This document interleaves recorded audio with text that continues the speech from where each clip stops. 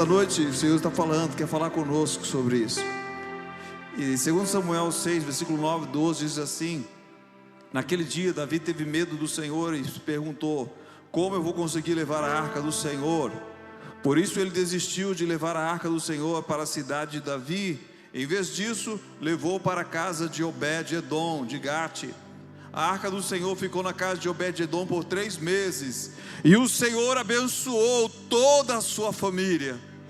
Disseram ao rei Davi: o Senhor tem abençoado a família de Obed-edom e tudo que ele possui, por causa da arca de Deus.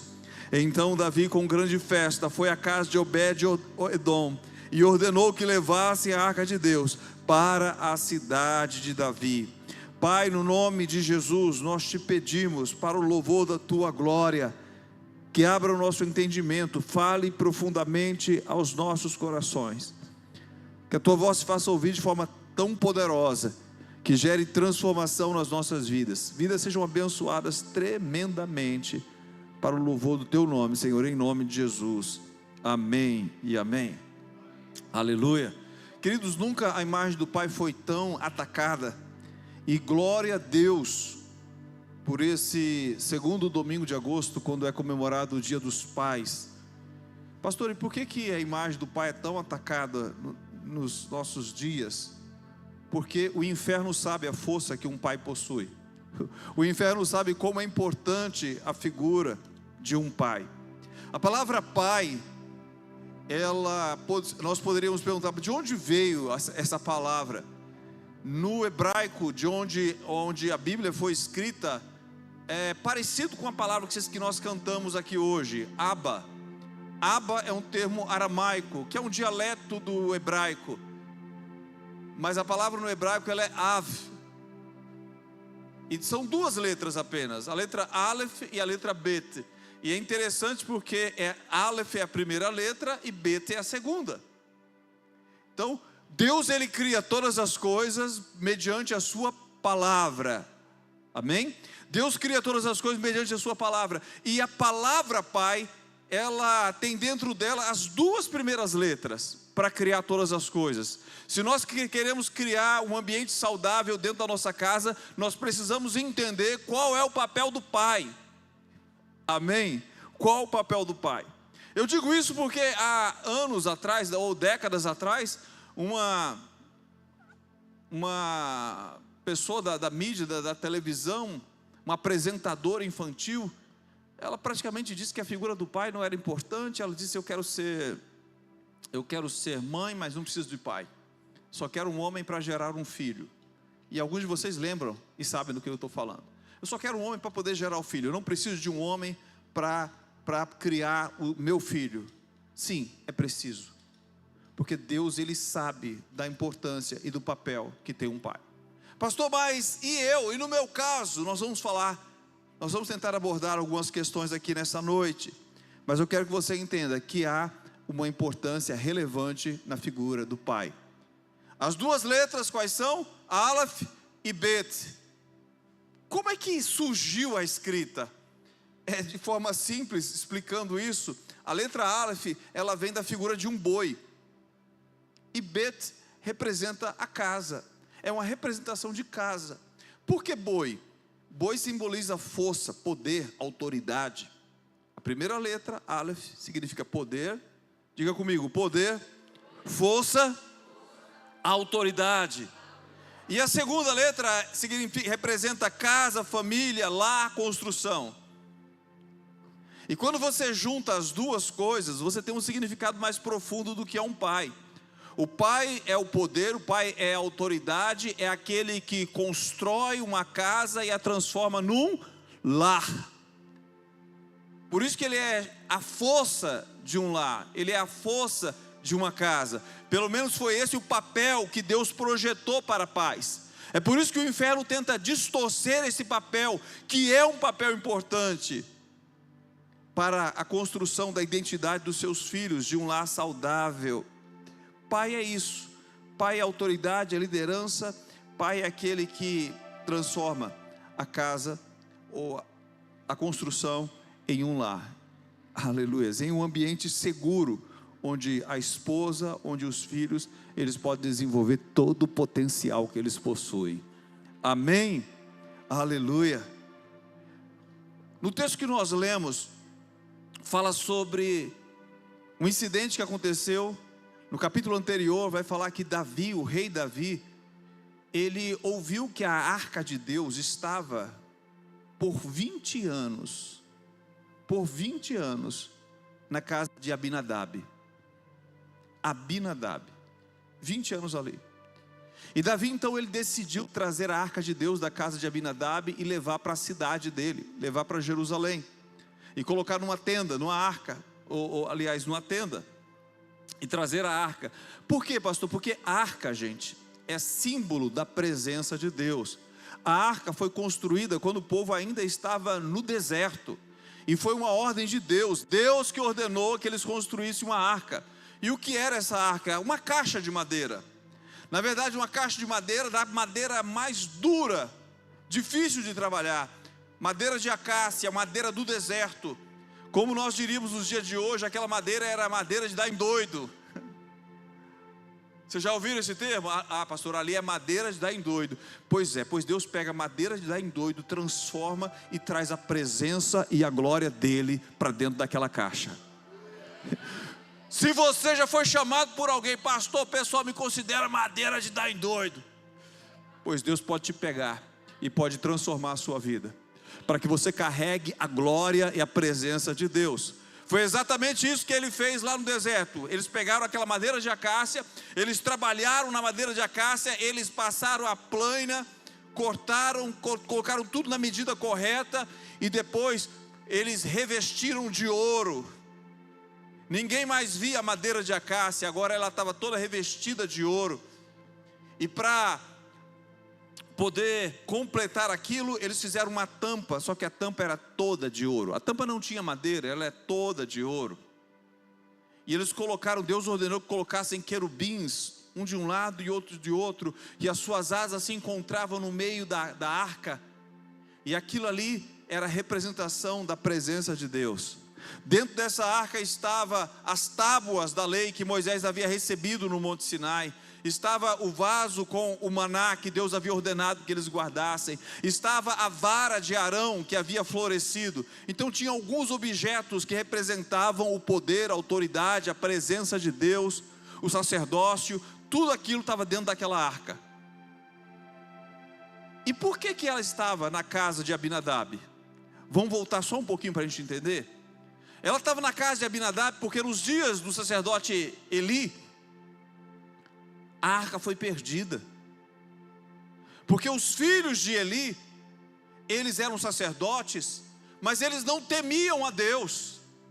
Queridos, e o pior não é nada, o pior é que o pai sabia, Eli sabia. Eli sabia o que os seus filhos aprontavam. Mas, você sabe, às vezes tem pais que preferem agradar os filhos do que agradar o Senhor. Todas as vezes que você prefere agradar seus filhos do que agradar ao Senhor, você está condenando seus filhos à morte. Pais, não queiram agradar mais seus filhos do que agradar ao Senhor. Esse foi o pecado de Eli. Deus usa Samuel, ainda criança, para adverti-lo. Mas ao invés de causar uma mudança, uma transformação na sua casa, lembre, eu estou falando do sacerdote, de um sacerdote. E ao invés de causar uma mudança, uma transformação, aquele homem, ele deixou que as coisas acontecessem. Quando pais são fracos, quando pais não tomam as rédeas, quando pais simplesmente deixam que as coisas aconteçam, eles podem, ao invés de trazer bênção, eles podem trazer maldição para suas casas. Hoje nós queremos falar de pais que abençoam. Mas para que você entenda isso, você precisa entender que às vezes existe alguma cultura, alguma permissividade, algumas atitudes que podem trazer maldição ao invés de bênção. Então os pais precisam escolher trazer bênção para dentro da sua casa. Eli tomou a decisão errada. Ele escolheu trazer maldição, porque ele permitiu que a rebelião se estabelecesse dentro da sua casa. Ele é advertido, mas ele não dá ouvidos. Eles então entram em luta contra os filisteus. E às vezes tem pessoas que pensam: não, eu sou crente, eu sirvo a Deus, posso andar de qualquer jeito, posso andar de qualquer forma. E eles disseram: nós estamos em luta, vamos pegar a arca que representa a presença, vamos levar para a guerra junto com a gente, e Deus vai nos dar vitória, porque estamos carregando a arca. E aí sabe o que aconteceu? Literalmente eles quebraram a cara. Sabe por quê? Porque o compromisso com Deus é com o coração quebrantado, é com o coração contrito. O compromisso com Deus é com aquele que se dobra diante dEle, é para aquele que se submete a Ele, é para aquele que quer ouvir a sua voz e quer dizer para Ele: Senhor, eu quero fazer a Tua vontade, eu quero Te honrar, eu não quero apenas a aparência, eu quero a essência. E eles acharam que Deus iria se submeter a eles, só porque eles estavam carregando a arca. O que acontece? Os filhos de Israel, o povo, o exército é derrotado, os filhos de Eli morrem, a arca é tomada, é levada para o território dos filisteus. Eli, quando sabe da notícia, cai da cadeira, quebra o pescoço, morre. Sabe por quê? Porque aquele pai decidiu que a rebelião, que o pecado permanecesse na sua casa e na sua família. Pai, você precisa ser forte no Senhor. Você precisa ser um pai que toma a decisão: eu vou trazer a bênção, eu vou trazer a presença, eu vou trazer a submissão ao Espírito, eu vou trazer o conhecimento do relacionamento com Deus. Eu vou me relacionar de forma íntima para que meus filhos, para que a minha esposa, para que as pessoas possam ver Deus na minha vida. Então cada pai precisa tomar essa decisão para que se torne um pai abençoador. Então a arca é levada, vocês conhecem a história. Os filisteus sofrem, que a mão de Deus pesa sobre eles. Eles então levam a arca de volta, depois de algum tempo. E quando chega naquele lugar, os homens da região, eles vão abrir a arca e morrem, porque eles não tinham autoridade para abrir aquilo ali. E vai para Kiriat Jearim, e aí fica na casa de Abinadab por 20 anos.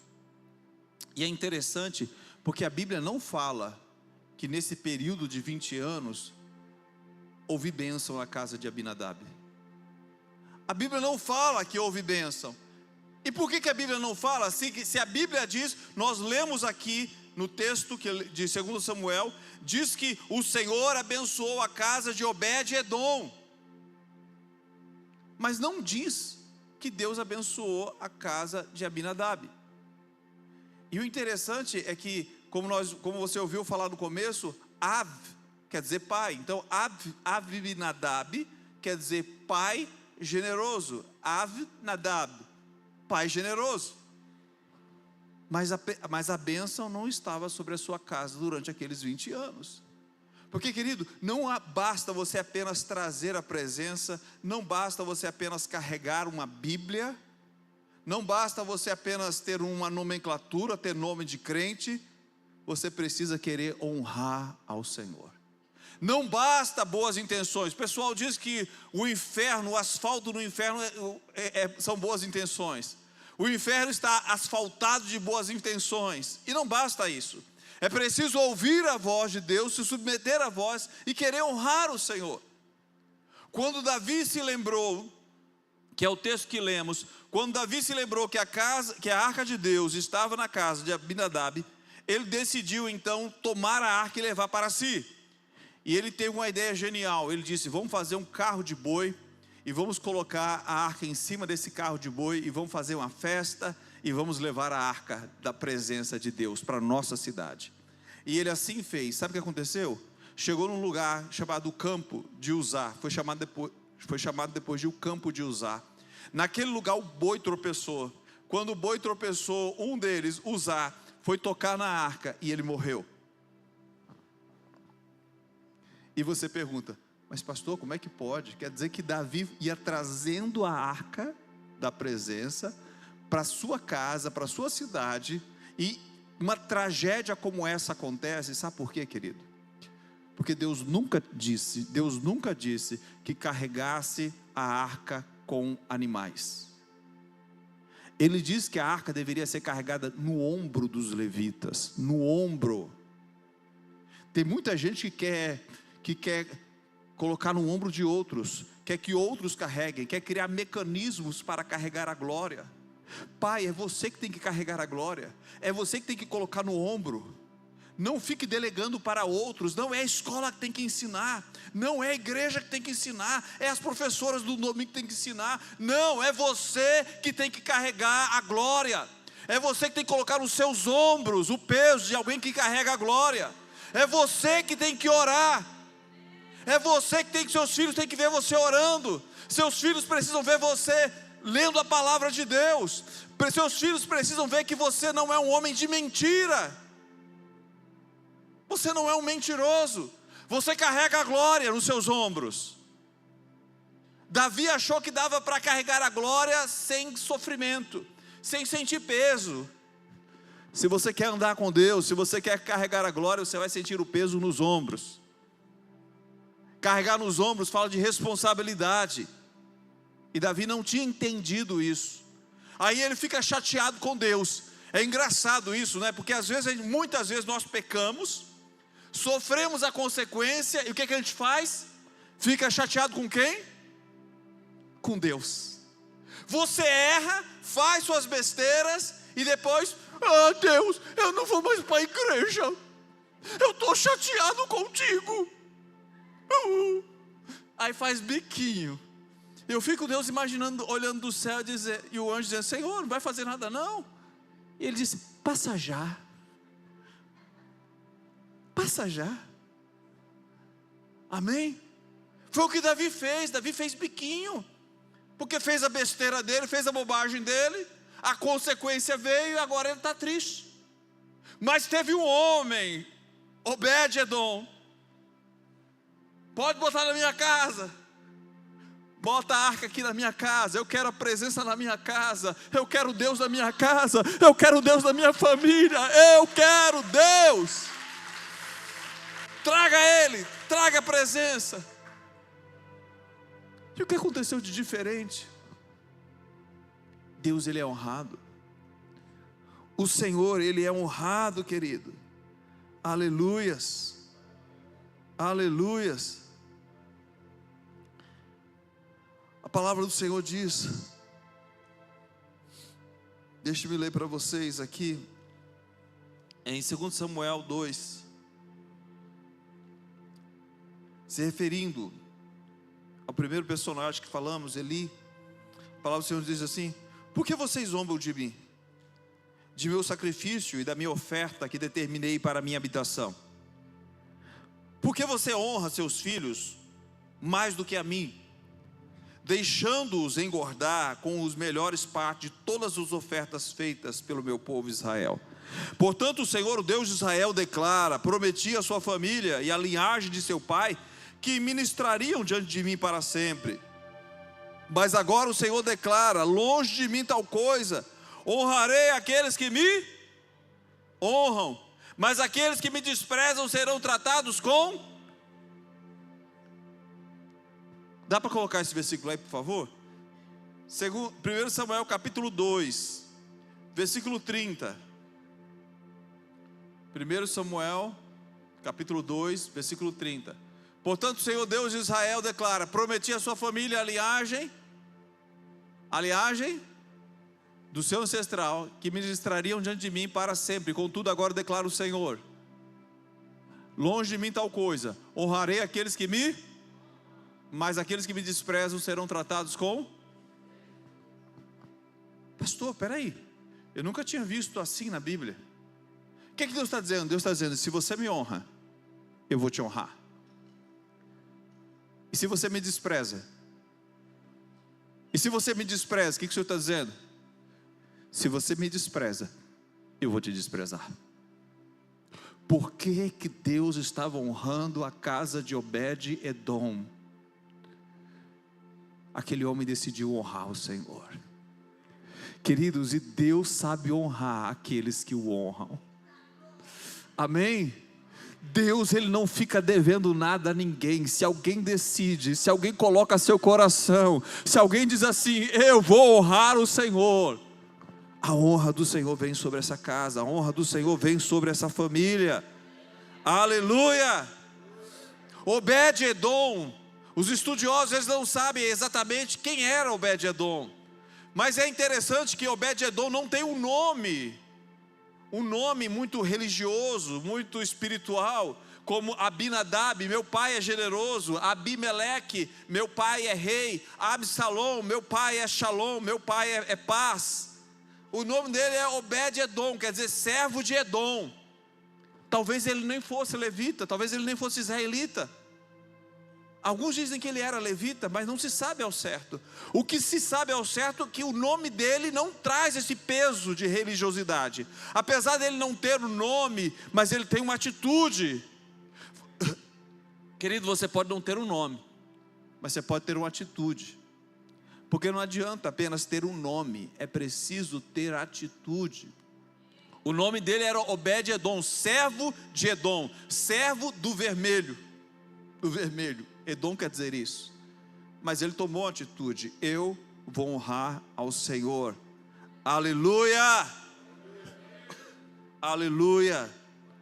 Porque você desprezou a palavra do Senhor, fazendo o que ele reprova. Você matou Urias, o hitita, com a espada dos amonitas, e ficou com a mulher dele. Você lembra dessa passagem? Com quem Deus está falando agora? Você sabe? Com Davi. Em 2 Samuel capítulo 12, versículo 9, eu li o versículo 9, mas até o 12 diz assim a palavra: por isso a espada nunca se afastará da sua família, pois você me desprezou e tomou a mulher de Urias, o hitita, para ser sua mulher. Assim diz o Senhor: de sua própria família trarei desgraça sobre você, tomarei as suas mulheres diante dos seus próprios olhos, darei a outro, e ele se deitará com ela em plena luz do dia. Você fez isso às escondidas, mas eu farei diante de todo Israel em plena luz do dia. Meu Deus, que história triste. Sabe por que história triste? Porque Davi, o nome Davi significa amado. O nome dele não é Obed-edom, o nome dele é amado. Sim, Davi foi amado por Deus. Davi é um homem amado por Deus. Mas Davi, ele comete a loucura de trazer para dentro da sua casa maldição. Quando Davi adultera, quando Davi mata Urias pelas mãos dos inimigos, ele poderia não saber, mas ele estava trazendo para dentro da casa dele, ele estava trazendo maldição. Porque quando você peca, quando você é uma autoridade, quando você como pai, quando você comete pecado, você traz isso para dentro da sua casa, você traz isso para dentro da sua família. E foi o que Davi fez. Ele não teve temor do Senhor naquele momento. E aí quando ele está lá no bem bom, já havia passado um tempo, as pessoas pensam que foi de imediato. Não, pelo menos 1 ano já tinha se passado. 1 ano, Davi está numa boa, chega Natan, Davi: ô Natan, vamos aqui tomar um cafezinho. Parecia a casa de 6 de pano, né? Até o Léo já chama o pessoal: vamos tomar um café. Senta aí, Natan. E o Natan passou: rei Davi, eu tenho uma história para te contar. Tinha um homem rico que chegou na casa, um visitante, e ele, ao invés de pegar uma das suas ovelhas, ele foi lá no vizinho que só tinha uma ovelha e tomou a ovelha desse vizinho, matou e deu para o visitante. Davi se encheu de ódio e disse: quem foi o homem que fez isso? Como é que pode fazer tal coisa, ter tanto e tomar do que tinha tão pouco? Esse homem merece a morte. Aí Natan levanta aquele dedo de profeta e diz: ó, esse homem é você. Foi você que tomou a mulher de Urias, foi você que fez isso, foi você que fez isso. Eu queria ter uma filmadora naquela hora para ver, uma máquina para registrar a cara de Davi. E Davi, ele só não morreu ali, porque ao invés de justificar o pecado, ele admitiu o erro. Sabe por quê? Porque existe misericórdia de Deus. Mesmo que você tenha feito besteira, mesmo que você já tenha, inconsequentemente você trouxe maldição para dentro da tua casa, mas você pode ser um remidor, você pode ser alguém que se arrepende, você pode ser alguém que se volta para Deus. Davi enfrentou consequências, pastor? Sim, claro que ele enfrentou duras consequências, mas há uma promessa de Deus para Davi. Ele diz: depois destes dias eu voltarei e levantarei o tabernáculo de Davi que está caído. O Senhor prometeu a Davi que iria restaurar a sua casa, queria restaurar a sua família, e foi exatamente isso que Deus fez, através do descendente de Davi, Jesus o Cristo. Aleluia, dê uma salva de palmas para Ele. Aleluia. Obed-edom não tem pedigree, Obed-edom não tem nome bonito, como Abinadab, como Davi, mas ele tem decisão: eu vou honrar a Deus, e é isso que ele faz. Outros homens tiveram essa mesma decisão, como Josué, quando já estava velho, perto do fim dos seus dias, ele reúne todas as tribos, chama seus líderes das tribos de Israel, e diz: escuta uma coisa, tomem uma decisão, escolham a quem vocês querem servir. Josué capítulo 24, escolham a quem vocês querem servir, se aos deuses que serviram aos nossos pais, ou se ao nosso Deus. Eu já tomei uma decisão, eu e a minha casa vamos servir ao Senhor. Aleluia. Pais fortes, pais que tomam decisão. Josué era um desses pais. Ele disse: eu sou o líder, eu sou a autoridade, eu sou a responsabilidade, e eu tomei a decisão, eu e a minha casa, nós vamos servir ao Senhor. Se você tem filhos rebeldes, se você tem filhos que não servem ao Senhor, você precisa chegar para eles e dizer assim: meu filho, se você queria ir para o inferno, você escolheu a família errada, porque a nossa família, nós vamos para o céu. Amém? Você precisa ser um pai forte e dizer para eles: se você queria ir para o inferno, você está na família errada. Aqui nós tomamos a decisão, eu e a minha casa vamos servir ao Senhor. Aleluia, aleluia. É por isso que o pai não pode trazer maldição, não pode trazer o pecado, a maldição. Não pode ser como Eli, conivente, permissivo, mas pelo contrário, tem que ser forte como Obed-edom, tem que ser forte como Josué. E no Novo Testamento nós encontramos um homem que também não tem pedigree religioso, é Cornélio, lá em Atos capítulo 10. Aquele homem é um centurião romano, ele não tem as raízes judaicas, as tradições religiosas, mas ele é um homem que começou a ouvir o evangelho, a palavra, ele conhecia a lei de Moisés, ele se tornou um homem piedoso, um homem que dava esmolas, que orava. E um dia um anjo apareceu para ele e diz: manda chamar Pedro, porque tem algo que você precisa saber mais. E ele mandou chamar Pedro. Pedro nem queria ir na casa dele. Você sabia disso? Pedro não queria ir na casa de Cornélio. Aí Deus preparou Pedro, mostrando um lençol cheio de animais, e disse: não chame você comum ao que eu purifiquei. Aí já deu uma mexida com Pedro. Mas Pedro ainda estava inseguro. Ele disse: meus irmãos, vamos lá comigo, porque estão me chamando para ir na casa de um gentil, estão me chamando para ir na casa de um povo que não tem pedigree, que não é muito religioso, que não é como a gente, eles são gentios, eles não são judeus, vamos lá. E aí quando chega lá, o Cornélio diz: eu estava orando e um anjo apareceu, mandou que lhe chamasse. E sabe, Pedro então abre a boca e diz: olha, eu vejo que Deus não faz acepção de pessoas. E ele começou a pregar o evangelho, e quando ele está pregando o evangelho, o Espírito caiu sobre eles, e eles foram cheios do Espírito Santo, começaram a falar em línguas. Cornélio abriu a casa dele, e a presença de Deus tomou aquela casa. Eles foram batizados no Espírito Santo antes mesmo de serem batizados nas águas. Antes de serem batizados nas águas, eles foram batizados no Espírito. Pastor, que história é essa de batismos? Depois a gente pode falar com você sobre isso. Mas antes de qualquer coisa, sabe por quê? Porque Cornélio, aquele homem, ele tomou uma decisão: eu vou ser um pai que abençoa, eu vou ser um pai abençoador, eu vou abençoar a minha casa. Porque Pedro já havia declarado crer no Senhor Jesus. Mais à frente nós vamos ver isso. A palavra do Senhor dizendo: crê no Senhor Jesus, será salvo tu e a tua casa. Cornélio foi um pai abençoador, e ele trouxe a bênção para dentro da sua família. Assim como Josué, assim como tantos homens e mulheres de Deus. São pessoas que foram usadas pelo Senhor.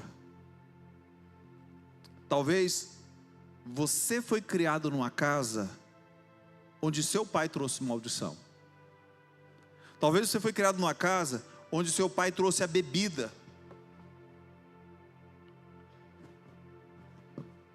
Quantas pessoas aqui cresceram com um pai que bebia? Quantas pessoas aqui cresceram com um pai que se prostituía? Que ia para as zonas, a zona vermelha.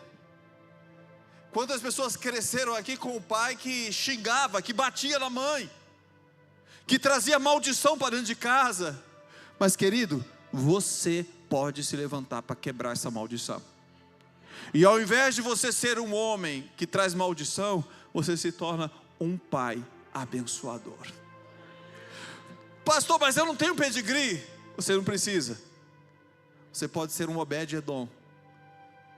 Você pode decidir, porque o Senhor já tinha dito a Eli: quem me honrar, eu honrarei. Se você decidir honrar o Senhor, Deus vai te honrar. E não apenas você, Deus vai honrar você, vai honrar seus filhos, vai honrar seus netos, vai honrar seus bisnetos. Aleluia, você crê nisso? Aplauda o Senhor. A bondade de Deus visita até 1000 gerações. E Deus vai se lembrar de você, porque você tomou uma decisão. Você tomou. Querido, a sua imagem como pai é muito forte. Mateus, você não sabe o impacto que tem a sua presença na vida da Sofia. Você não sabe o impacto que causa. Pais, vocês não sabem o impacto que causa também para destruir emoções. Quantas pessoas hoje com tantos traumas por causa de problemas de relacionamento com os pais. Pai, hoje você pode dizer: eu quero ser um pai que abençoa. Não quero ser como Eli, não quero ser como Davi, que nessa área trouxe maldição, mas eu quero ser alguém que ouve a palavra, como Cornélio ouviu, como Obed-Edom recebeu. Eu quero ser alguém que vai trazer a presença de Deus para dentro da casa. Eu quero tomar uma decisão firme. A glória de Deus estará na minha casa. Quantos desejam isso?